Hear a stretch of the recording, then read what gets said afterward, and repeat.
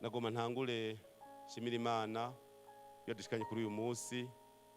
umunsi mwiza turamutse duhura turangiza ukwezi kwandamukiza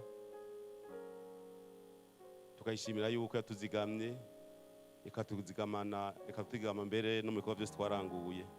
duha ikaze banyakuba mwese mwitavye ubutumire bwacu turazi ko mufise amabanga yandi mukavuga muti dushime kandi ubushimye abayongeje kaze rero muri iyi ngoro nziza tugiye kuranguriramwo iki gikorwa banyakuba mwese uku kwezi turangije kwandamukiza turashimira Imana ni ukwezi kwabaye kwiza ni ukwezi abayisilamu bari mu mafungo matagatifu ni ukwezi abakristu bahimbajemo intsinzi y'umwami wacu Yesu Kristo. Pasika kujabuka uva mu buja nk'Abanyisirayeli bava mu buja bagenda mu gihugu basezeraniye n'Imana natwe nk'abagumyabanga umwe wese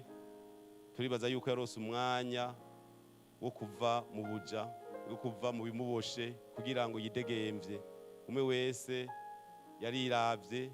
arabona ati aha nari mboshwe ndibohoye ndajabutse njabukiye heza. Murumva rero kwabaye ukwezi kwiza cyane ni ukwezi twebwe musekezo bw'umugambi CNDD-FDD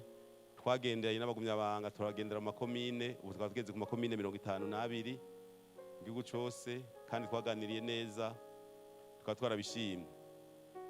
Tubaherera ikaze mwiyumve muri muhira tubahamagarire mbere ko inyigisho nyene cyubahiro aza kudushikiriza impanuro aza kudutekerera zitwubake tugiye mu kwezi kwa gatanu